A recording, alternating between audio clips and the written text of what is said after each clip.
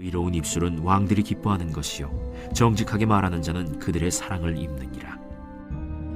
왕의 진노는 죽음의 사자들과 같아도 지혜로운 사람은 그것을 쉬게 하리라.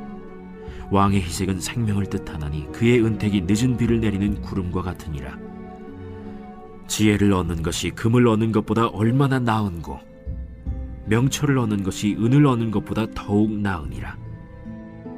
악을 떠나는 것은 정직한 사람의 대로이니 자기의 길을 지키는 자는 자기의 영혼을 보전하느니라. 교만은 패망의 선봉이요 거만한 마음은 넘어짐의 앞잡이니라. 겸손한 자와 함께하여 마음을 낮추는 것이 교만한 자와 함께하여 탈취물을 나누는 것보다 나으니라. 삼가 말씀에 주의하는 자는 좋은 것을 얻나니 여호와를 의지하는 자는 복이 있느니라. 마음이 지혜로운 자는 명철하다 일컬음을 받고 입이 선한 자는 남의 학식을 더하게 하느니라. 명철한 자에게는 그 명철이 생명의 샘이 되거니와 미련한 자에게는 그 미련한 것이 징계가 되느니라. 지혜로운 자의 마음은 그의 입을 슬기롭게 하고 또 그의 입술에 지식을 더하느니라. 선한 말은 꿀송이 같아서 마음에 달고 뼈에 양약이 되느니라. 어떤 길은 사람이 보기에 바르나 필경은 사망의 길이니라. 고되게 일하는 자는 식욕으로 말미암아 애쓰나니 이는 그의 입이 자기를 독촉함이니라. 불량한 자는 악을 꾀하나니 그 입술에는 맹렬한 불같은 것이 있느니라. 패역한 자는 다툼을 일으키고 말쟁이는 친한 벗을 이간하느니라. 오늘 말씀해 보시면은 이 솔로몬은 미련한 자 곧 하나님을 경외하지 않고 스스로를 지혜롭게 여기는 자를 멀리하라 라고 경고합니다. 그렇다면 누가 미련한 자인지를 구분하는 것이 너무 중요한데요. 오늘 본문에 보면 우리가 일상생활에서 만나는 사람들 가운데 누가 미련한 자인지를 구분할 수 있습니다. 바로 13절부터 16절까지를 보시면은 미련한 자의 본성은 게으름이라는 것입니다. 미련한 자들 중에서도 최악은 스스로를 지혜롭게 여기며 게으른 사람입니다. 게으른 자는 주변 사람들이 아무리 자기에게 사리에 맞는 충고를 해도 자기를 지혜롭다라고 여기기 때문에 그들의 권면을 듣지 않습니다.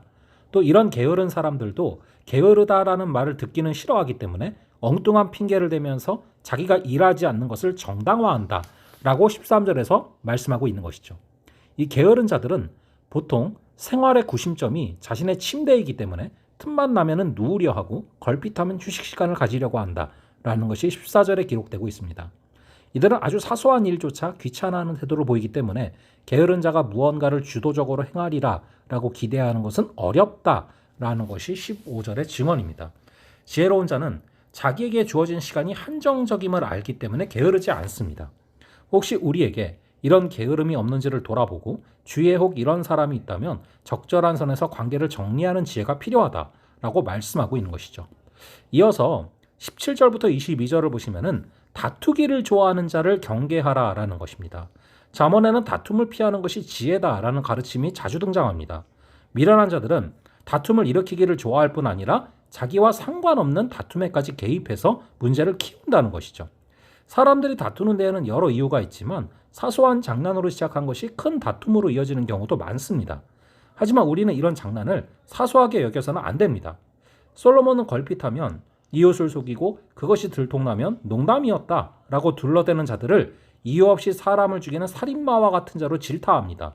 또 지나치게 수다스러운 사람, 뒤에서 다른 사람을 험담하기 좋아하는 사람이 다툼을 촉발하는 경우가 많은데 지혜로운 자는 언제나 자기 열을 제어하는 사람이다 라는 사실을 잊어서는 안 되는 것이죠. 우리는 하나님의 말씀에 따라서 다툼을 몰고 다니는 사람을 멀리해야 되고 어디에서나 화평케 하는 자의 역할을 감당해야 된다는 것이죠. 마지막으로 23절부터 보시면은 우리가 피해야 할 사람들이 위선자다라고 말하고 있습니다. 지혜로운 사람은 위선자들을 경계하고 멀리하는 것이죠. 그들은 거짓말과 아첨하기를 좋아하는 자들입니다. 이들이 하는 듣기 좋은 말 뒤에는 악한 마음이 숨어 있습니다. 그래서 그들의 말은 마치 은을 재련하고 남은 찌꺼기를 입힌 토끼와 같아서 언뜻 듣기에는 마치 은그릇처럼 가치 있게 느껴지지만 실제로는 싸구려 질그릇과 같은 무가치함 뿐입니다. 이 듣기 좋은 말만 하는 사람일수록 마음에 가증한 것이 있을 가능성이 높기 때문에 절대 그 말을 믿어서는 안 된다라는 것을 24절과 25절이 증언하고 있는 것이죠. 결국 속임수는 여러 사람들 앞에 드러나게 되어 있습니다. 듣기 좋은 말로 함정을 파고 덫을 놓는 자는 결국 자신의 꾀에 빠져서 멸망하기 마련이고 그들의 말에 이끌린 자들도 똑같은 피해를 입는다라는 것이죠. 인간관계를 잘 유지하기 위해서는 하나님의 지혜가 담긴 말씀이 꼭 필요합니다. 하나님의 말씀이 가르치는 바를 따라서 왜곡된 인격을 가진 자들, 즉 게으르거나 쉽게 다투거나 위선적인 자와는 어느 정도 거리를 둘 줄 아는 그런 지혜를 가져야 될 줄로 믿습니다.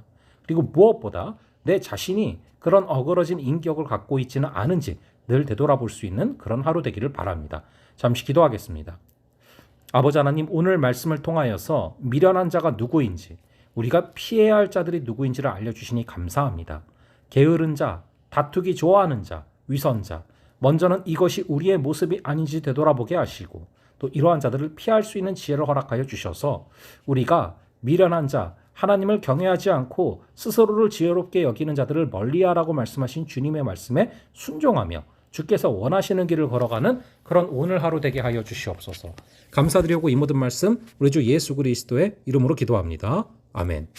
그럼 또 다음번에 뵙도록 하겠습니다.